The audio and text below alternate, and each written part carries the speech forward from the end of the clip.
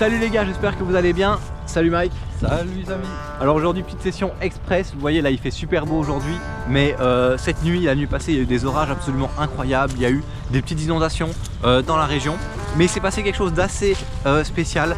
On va à un spot que vous connaissez déjà, j'ai déjà pêché plusieurs fois, j'ai déjà pêché avec Tristan, c'est la jonction d'une petite rivière avec la Meuse. Et ce qui s'est passé cette fois-ci, c'est que cette petite rivière a gonflé énormément avec les orages qu'il y a eu tout autour d'elle dans la région, mais que la Meuse n'a quasi pas gonflé ou beaucoup moins en proportion. Et ça a donné une situation qu'on n'a jamais eu avant, avec vraiment un débit absolument incroyable dans cette petite rivière. Et du coup on va aller tester le spot et voir ce qu'il est devenu et s'il y a du poisson. C'est parti. Voilà les gars, on est encore sur le chemin, on longe la rivière, elle est devenue absolument énorme, elle a au moins triplé en largeur ici.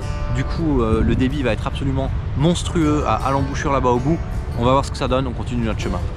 Regardez les gars, ici je suis sur le chemin pour arriver sur le spot et vous voyez, il n'y a plus de terrain, tout s'est effondré, là je vous montre en dessous, vous voyez tout le terrain s'est effondré, toute la berge s'est creusée derrière moi, c'est vraiment incroyable, là le courant était super violent, c'est inhabituel et en fait ce qui s'est passé c'est qu'il a plu plus haut dans la région d'où vient cette rivière et il a plu beaucoup plus que ce qu'il a plu du côté donc, de la Meuse, de la rivière principale, et du coup c'est vraiment ici que ça a gonflé et ça a changé totalement le spot qui a failli d'ailleurs ne plus exister du tout parce qu'il reste qu'une toute petite partie de terre maintenant alors qu'avant c'était beaucoup plus large. Ici ça a doublé quasi en largeur, vous voyez d'ailleurs il y a un pan entier qui s'est fait emporter ici, il y avait plusieurs mètres, il restait au moins 5-6 mètres avant d'arriver à la rivière, maintenant tout est parti et ça creuse tout droit. Alors les gars, aujourd'hui la stratégie va être assez simple, comme je vous dis la petite rivière elle a craché vraiment beaucoup, donc pour moi, c'est une supposition, mais elle était trop forte, elle a chassé les poissons, même les silures, etc., qui aiment bien le courant normalement, pour moi, ils n'ont pas pu résister. Et ils sont calés, pour moi, à gauche de la sortie, pour justement pouvoir profiter du calme de la rivière principale, en se calant contre la bordure. Donc c'est ce qu'on va aller tester, nous on va vraiment se concentrer sur les bordures, à la limite du courant de l'affluent, vraiment tout le contre-courant, tout le calme, qui déjà en temps normal est un bon spot de crue. Et là, pour moi, ce sera encore beaucoup plus le cas parce que le poisson pour moi n'a pas le choix que d'aller se mettre là et c'est d'ailleurs souvent comme ça qu'on fait des cartons et là je vous avoue c'est des conditions vraiment différentes de d'habitude mais on va quand même aller vérifier si ça se passe comme on l'a prédit.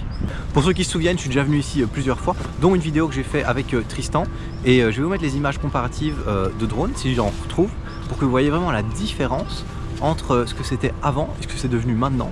C'est vraiment très impressionnant d'avoir un changement de terrain comme ça et je suis curieux de savoir ce que ça va donner à l'avenir, comment les poissons vont s'adapter, ça va créer des nouveaux spots, peut-être des nouvelles zones de frayère, des nouvelles zones où ils vont venir se nourrir, etc. Donc ça change totalement la morphologie du spot et la façon dont le poisson va se tenir et se nourrir, etc.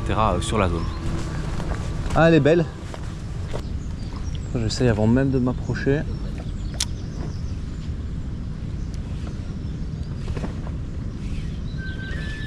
Ben ce truc là il suce pas celui que je fais mais il passe moins bien. Tu dois planer un peu plus que moi la version là. C'est pour ça que ça file là. Pendu. Pendu. Ouais, je sais pas ce que c'est. Ça ressemble pas à un aspe. Ah je sais pas ce que c'est. Grosse paire. Ah les os sont quand même fort teintés ouais. Tu sais prendre des pouillettes s'il te plaît? Ouais. Je vais baiser la main. Alors, ah cool. Qu'est-ce que c'est? Il vient en bas. Ah t'as raison à Sandre. Juste sur la cassure.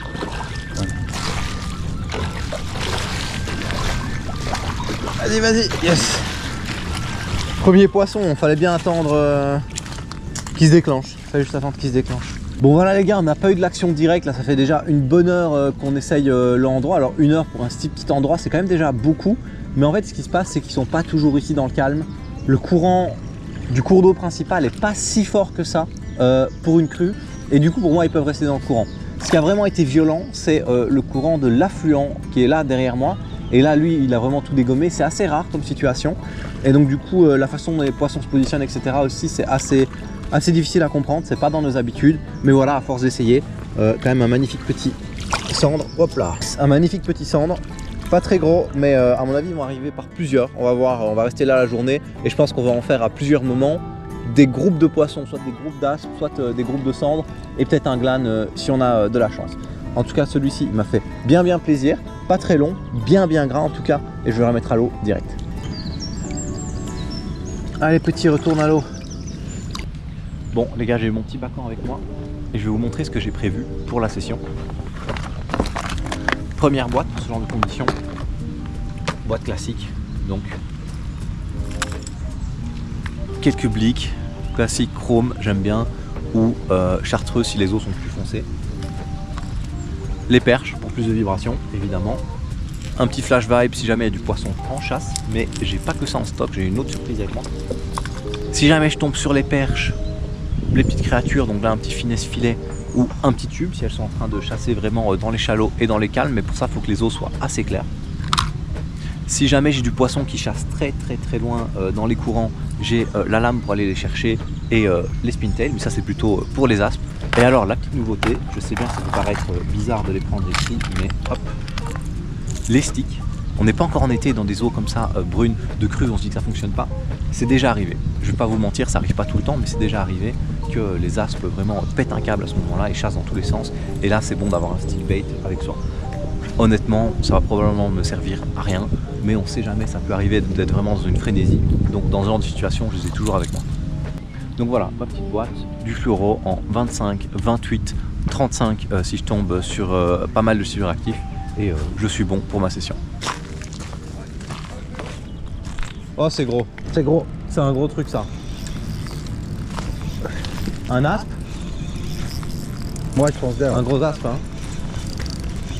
Dans le courant. Dérive, tu vois, je me suis mis un peu plus haut. Je me suis dit en dérivant ça va voir, il est pas si gros que ça. Il m'a mis une grosse frappe. Il revient quand même hein. Il revient à fond. Il revient à fond. Ouais tu vois, il se tient quand même bien. 10 grammes. 10 grammes dans le courant ouais. Ah si quand même, ça va. Il est là. Il n'a pas encore dit son dernier mot. Ah, il est dans le jeu en plus. Ouais, regarde, tiens. Oh il est beau.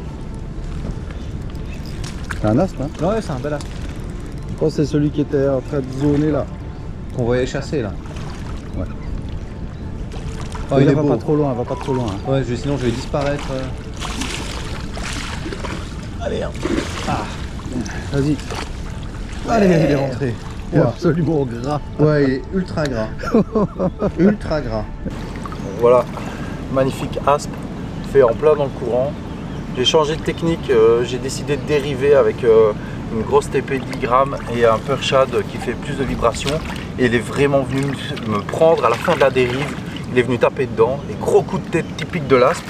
Et puis après, j'ai eu un beau combat. Il y a 3 minutes de douche en direct. Ça en est suivi d'un beau combat. Et donc voilà, je vais le relâcher tout de suite. Magnifique aspe, il doit faire pas loin de 70. Vraiment, poisson énorme. Yes, bien joué. Alors, je vais faire un montage. Mais alors j'étais en 28 et je vais descendre. Je fais pas souvent ça dans des phénomènes de crue, mais ici je vais descendre parce que je vais lancer des lames et tout ça et je vais essayer de le lancer plus loin pour voir s'il y a du poisson dans le courant. Pour ça j'ai besoin de dérouler et du coup je passe en 25 centièmes au lieu du 28. Ça peut paraître être une petite différence, mais ça fait la différence. C'est clair, je vais gagner quelques mètres et ça me permet de bien me positionner dans le courant. Bon voilà la ligne un peu plus fine. Là j'ai mis une grosse lame et je vais jeter un peu plus loin. On va voir si ça part bien. Mais les asps, il n'y a pas de problème, ils peuvent rester dans le courant, du coup on va aller les chercher. Joli. Oh j'ai pris une grosse frappe. Ouais. Oh j'ai pris une... Oh ouais t'as vu ça bouge jusque là. Il y a eu un remous là. Oh je le tiens celui-là, je veux pas qu'il est dans le courant.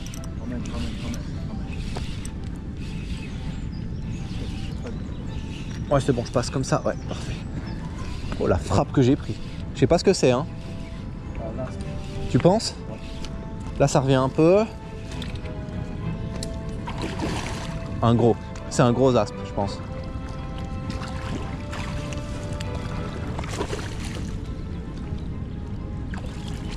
Là, il a encore du jus, hein. Fais attention. Il va peut-être pas se laisser faire. Si t'arrives à amener la tête vers... Ouais je vais y arriver je pense. Oh, encore un beau. In the box. Voilà les gars, un bon gros aspe là. Je crois qu'il m'a tapé 2 fois parce que je suis passé une première fois, j'ai pris une grosse frappe. Donc c'était soit lui, soit un autre parce que des fois ils sont par banc. Et puis je repasse et là, Masta frappe pour ce magnifique poisson. Un super poisson, ça j'adore, vraiment les aspes comme ça en cru qui mettent des grosses frappes sur les leurres souples. J'adore, oh, il a encore du jus. Donc voilà les gars, le courant continue de changer perpétuellement. C'est super important d'arriver à lire le courant dans ce genre de situation. Des fois il redescend un peu, on pêche plus la cassure. Des fois il remonte, on diminue les grammages et on pêche un peu plus dans les chalots, etc. C'est vraiment un paramètre très important. Je le fais sur le perche shad, la taille en 11 cm pour qu'ils arrivent quand même à le détecter parce qu'il y a quand même pas mal de volume d'eau, pas mal de courant. Coloris chrome, ils aiment bien, on les a vu chasser un peu dans les ablettes et tout, donc ils sont sur ce genre de coloris. Et voilà, et ça paye, hein. 2 aspes et on fait un centre, donc une belle petite sortie déjà. Et j'espère qu'elle n'est pas finie. Regardez la taille les gars, par rapport à ma main, j'ai des grosses mains, mais regardez la taille, c'est vraiment pas mal. Incroyable, regardez-moi la longueur de ce poisson, vraiment un poisson que j'adore pêcher, des grosses frappes, des beaux combats. Allez petit. Yes. Comment pêche. Oh ouais. Ah juste devant toi? Ouais. Qu'est-ce que c'est? Un aspe ou un cendre, mais ça n'a pas fait de tape. Non c'est ça, c'est bizarre. Une brème gros. Ah Non. il manque ça. Ah si, c'est une belle brème dégueulasse. Une belle brème. Ah là là, une brème des familles sur le Oh par la gueule. Ah, la gueule. On aurait dû prendre hein. Mais non. D'ici. Les cendres vont peut-être venir. Par la gueule, truc de fou.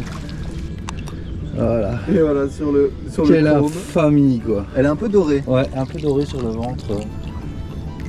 Je comprends pas pourquoi est-ce que les gens n'aiment pas ce poisson, il est Incroyable. absolument magnifique. Allez, comme petite. Ça baisse, mais pas encore tant que ça. Hein.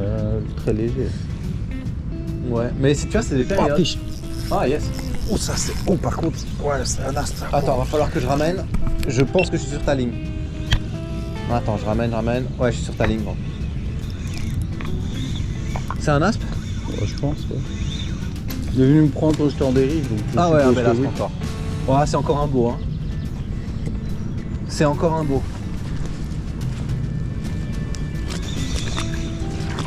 Journée astre. Ah ouais, j'en ai un aspe. Ah, ils ont le feu.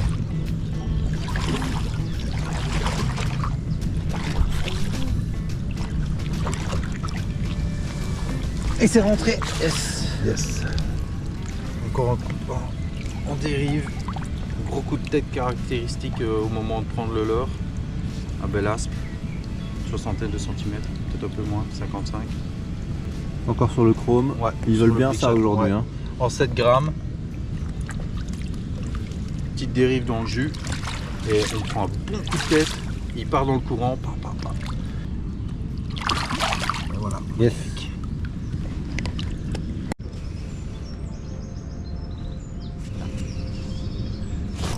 Allez, je le tiens. Ah, bien joué. Ça c'est gros. Bien Ça joué. c'est gros. Ah, il a le courant lui. Il est dans Ouais, le mais je courant. vais pas laisser dans le courant.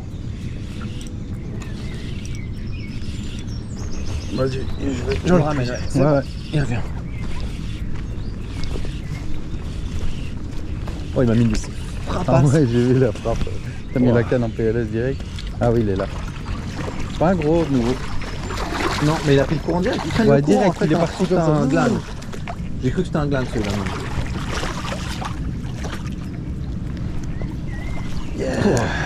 Yes les gars, encore un magnifique poisson. Hop, magnifique petit as. Vous voyez les nageoires, incroyable, vraiment des voiles. Je le remets direct à l'eau. Alors je vous montre. Mike il est sur le blick. Moi je suis sur le perche en 11 cm, 7 grammes pour bien dériver avec une tête 2-0. Ça va pile poil à la bonne longueur. J'ai une bonne action dans l'eau, un gros rolling, 7 grammes, la petite agrafe. Alors pour bien lancer l'eau, faire une bonne dérive, j'ai pris la 7,28 en 2,30 m. Comme ça je peux vraiment fouetter et passer sur tout l'extérieur à la limite du courant. Et c'est vraiment là en fait, je pense qu'ils se tiennent dans le courant. De temps en temps ils viennent zoner dans le chalot pour se nourrir. Et c'est le moment où ils passent d'un à l'autre. Qui sont mordeurs en fait, qui sont disponibles pour taper sur le leurre, et c'est là qu'on les fait. Ça fait longtemps qu'on fait les mêmes passages aux mêmes endroits, et en fait c'est à chaque fois du nouveau poisson qui se présente régulièrement et qui bouge dans la zone. Enfin voilà, une session réussie, pas mal de poissons, je suis super content, et en tout cas on va pas lâcher les chromes. Voilà les gars, regardez, je vous disais que la hauteur d'eau c'était super important. Là on est quelques heures plus tard et l'eau qui arrivait à l'arbre ici, maintenant arrive là. Et donc il y a vraiment un jeu au niveau des barrages. L'eau s'éclaircit en plus. Elle est filtrée par les cailloux. Ici les petits cailloux là, donc elle s'éclaircit toujours plus ici, donc ça c'est bien pour la perche, c'est pour ça que j'ai mis un tube. Mais c'est vraiment important, avec une hauteur d'eau comme ça, là les aspes ils sont partis plus à gauche, c'est fini.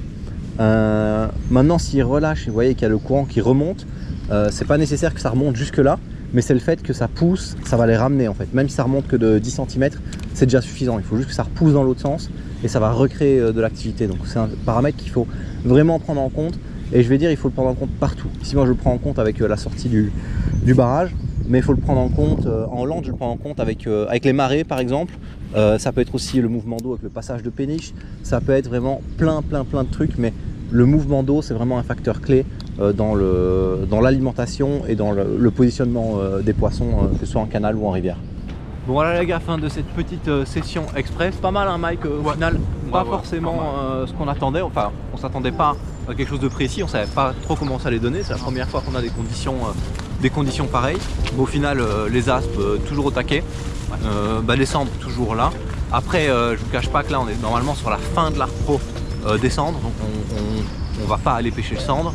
Mais ici, les nids, je pense que c'est mort. L'arc pro là, à mon avis, balayé. Donc j'étais aussi curieux de savoir si on allait en trouver. Mais voilà, à mon avis, ils sont là, mais pas trop actifs. Ils devaient être sur leur nid, ils sont fait balayer. Un peu étonné, les silures, on les a pas vus. Je pensais qu'on allait les voir.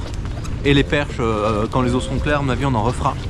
Mais voilà, ce sera pas pour moi parce que j'essaierai de vous faire une petite vidéo cette année. Je me rends au YPC comme chaque année. Et je vais essayer de vous filmer l'entraînement, etc. Parce que j'ai pas fait les autres années parce que je cours souvent à droite à gauche et je prends pas trop le temps de filmer. Cette année-ci, je vais essayer de tout vous filmer l'entraînement vraiment sur toute la semaine où je suis en Hollande jusqu'au début de la compète et de vous faire une belle petite vidéo si j'y arrive, si je fais du poisson aussi. Et voilà, on espère que vous avez apprécié la vidéo et on vous dit à la prochaine. Ciao ciao.